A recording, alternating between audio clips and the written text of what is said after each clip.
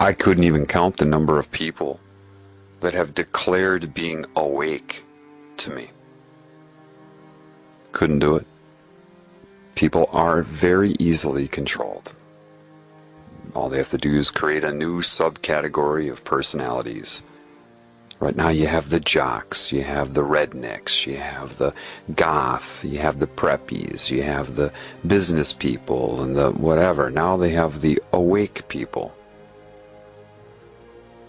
The reason nobody knows anything can only be explained to you by a metaphor, of course. In this realm, you can only use metaphor. Think of the difference between a broadband connection and a 56K connection. Now, there are people that know what is occurring in this reality. Many of them joined secret societies. So it's not that they have knowledge, it's just that they have acquired information. They went in reverse. You see, true knowledge is true knowledge. Those with understanding understand what I just said, those without don't. It's pre-symbol. A symbol is no different than any expression, a song, a picture, a sound, a look, a touch. A symbol should be the result of knowledge. The understanding, the awareness, and then you have the symbol surface. Having somebody learn symbols and then distributing a very strategically limited amount of meaning to that person does not give them knowledge. They perceive that they're getting knowledge. For example, I could say the word gum to some bubblegum popping dizzy-minded cheerleader, and the only meaning that she may come up with when she hears that word is chewing gum. I could say the same word gum to somebody else and they may think chewing gum, but they could also think a gum tree or the gums around your teeth. Could say it to another person, they'll think chewing gum, a gum tree, gums around your teeth, but maybe they're thinking even deeper. Maybe they have a deeper understanding. Metaphorical comparison to other things. Gummy substances used in construction. Maybe molecular assessment. I only used one word, a phonetic symbol, written if you're looking at it. The meaning transferred by using that symbol is directly dependent upon who is receiving the information. If it's the cheerleader, she's only going to get a very limited amount of understanding, just enough to communicate. The line by Gene Hackman in the first Superman, some people can extract the secrets of the universe just by looking at the ingredients on a chewing gum wrapper, is absolutely correct. What that means is you can get a lot of information just by being aware. The creases in the paper, the spacing between the letters themselves, the space around the letters, all the nuances. Now, unfortunately, I have to say that this is a metaphor, okay? A metaphor. That does not mean that you should go and try to learn as many meanings as you can for each word that you know. That would have nothing to do with anything. That was just a metaphor that I used. If you think of a symbol, and you look at maybe the shape of the number 6, you can be told what that means. But perhaps if you're bathing in knowledge and awareness in life, suddenly you have an understanding, and then a symbol like 6 comes up.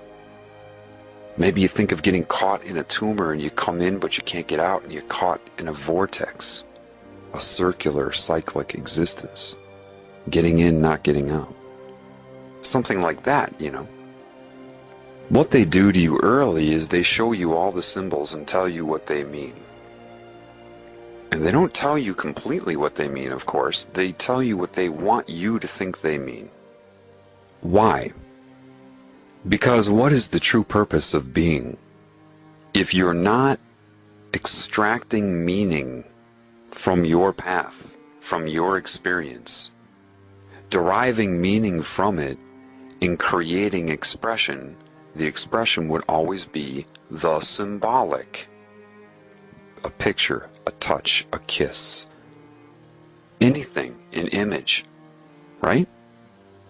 If you're only copying what they've told you things mean, and replicating what they've told you to use them for, and how to use them, how to speak, how to think, what means what you're supposed to do, what the meaning of your life is. If you allow yourself to be told what the meaning of your life is by something in your objective reality, somebody else, what is your purpose other than to be a slave? Forget about laws and politics, that's all bull. That's only a result. If you're not creating, and the only way you're going to create is by extracting meaning from within. If you can't do that, what is the point of you being around other than to be a slave? Acquiring detail. This means this. I learned what this symbol means. This pagan symbol means this. What do you mean you learned? Did you look it up? Were you told, or did you read what it means?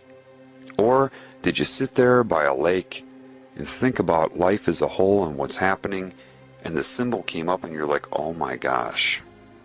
See, the oh my gosh is when you extract meaning. It doesn't have to be a traumatic thing like, oh my gosh. It can be, oh my God. That is the sign of a creative. Somebody that's always in their mind like, I get it, oh my gosh. And you want to tell the whole world. Because you've just created, you've extracted meaning from within. Those that even if they have opened up, all right, and they were seeking information, because information is not knowledge. So enlightenment would be in the category of information. Why? Because as it's sold, as it ends up being, all you're doing is changing your perception of reality, just seeing other templates of symbolic expression. There are no answers there if you're depending upon anything you experience to give you those answers. So in truth, if you have the meaning inside and you come up with symbols and you see them in your objective reality, maybe somebody else came up with it too, you have an understanding, an immediate understanding. Sometimes that can be faked or replicated. Somebody's been indoctrinated into a system where they had to learn specific meanings to symbols, and so one who is in the know, one who has knowledge may run into somebody like that, and the person may have learned enough so that you have an understanding. But the person that learned it will still look at you, if you came from within to know, in a way that they're curious. How do you know? Because you seem to have a different, a fuller understanding of it, a non-polarized understanding of it. They learn a few specific ways to talk about it and what it means, but you can talk about it endlessly with different metaphors.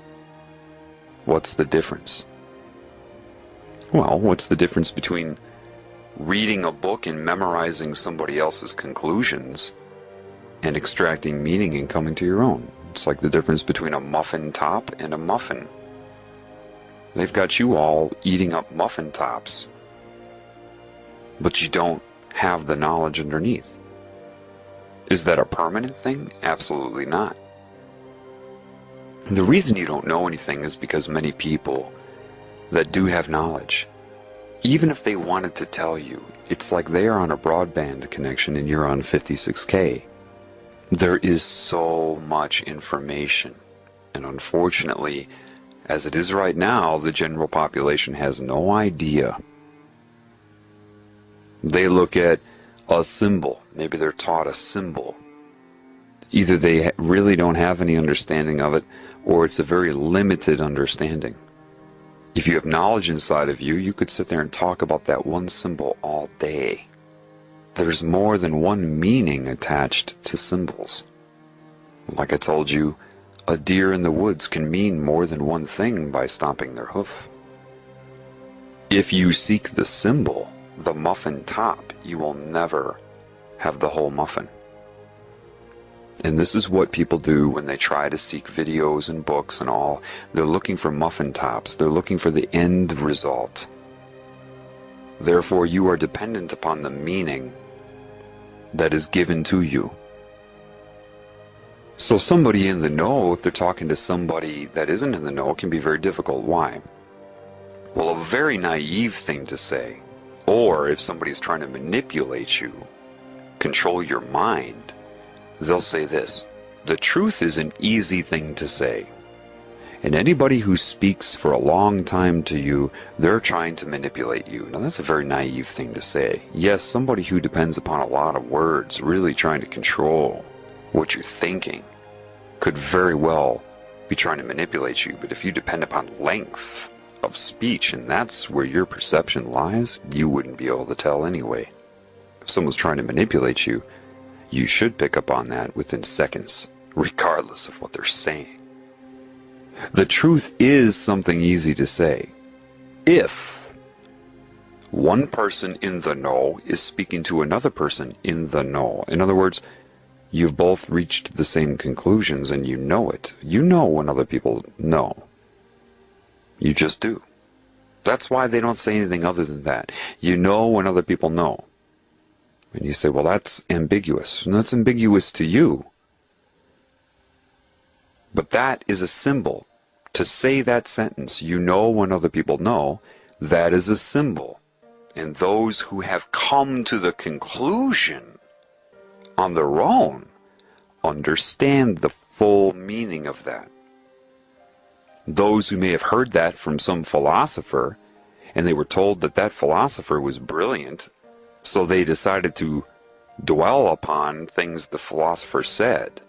If a philosopher says to you, you just know when other people know, well, you trust that philosopher because everybody has given them a 5-star rating. So you think, well, that must mean something, so I'm going to sit around and think about it. You can't sit around and think about that. That is a result of so many experiences. So, if I say you just know when other people know, you don't have to sit around and assess and calculate in your mind and think of behavioral patterns, or they said this and they said that. I'm going to put 2 and 2 together and formulate an assessment of them and what their intentions are. If you are doing that, that is robotic. It's nothing against you. If I were against you, I wouldn't be trying to help. It's the conclusion that matters. If you reach it on your own, because a conclusion is a symbol. It is a symbolic representation. The quote, the conclusion, that has so much attached to it. All of your experiences that tie into the conclusion. How do you extract meaning? Well, perhaps you have an experience. It could be a social experience, it could be anything. And that experience is finished, and that means nothing to you. Then you have another experience and you see that it's different, but there's something similar to that other experience. You're kind of like, And then you have a third experience in your life, and it's really similar now, all 3 of them.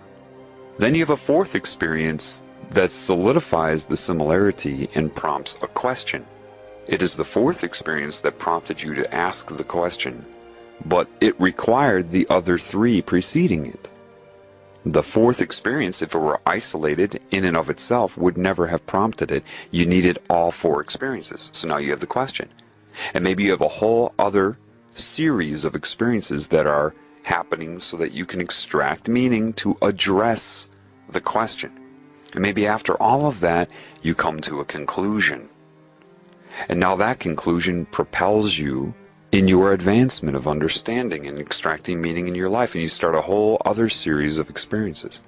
And that's just one facet of your life, and maybe simultaneously you have 30 other paths going like that, like I just explained, and maybe all 30 of them come to one peak of a conclusion, and you needed all 30 paths that had many experiences within each path, leading up to minute conclusions that come together that lead you to a new understanding.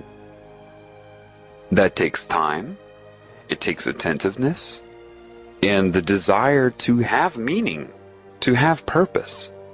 And now that one new understanding could be one of thousands that eventually tie in, and you don't even know it, right? Until you reach the oh my gosh. And all of these things come from within. Your ability to make use of pattern recognition, to see how things are always and never the same.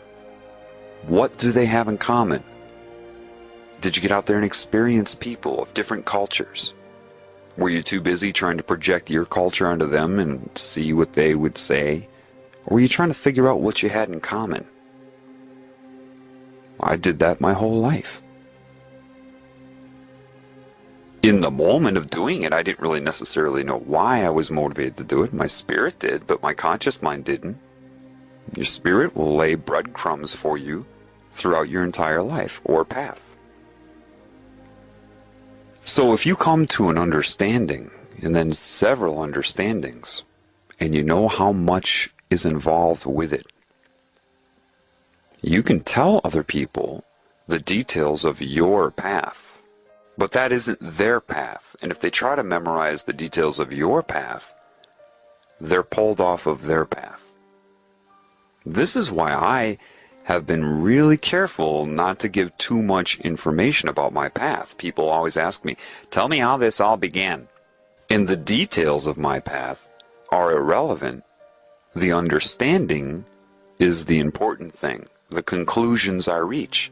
And I can share conclusions with you to motivate you. But I can't have you memorize my conclusion. So I have to have a delicate balance of rhetoric with the information, and the information is not volumes of information. It's enough to make my point clear. It's enough to show you that I've learned.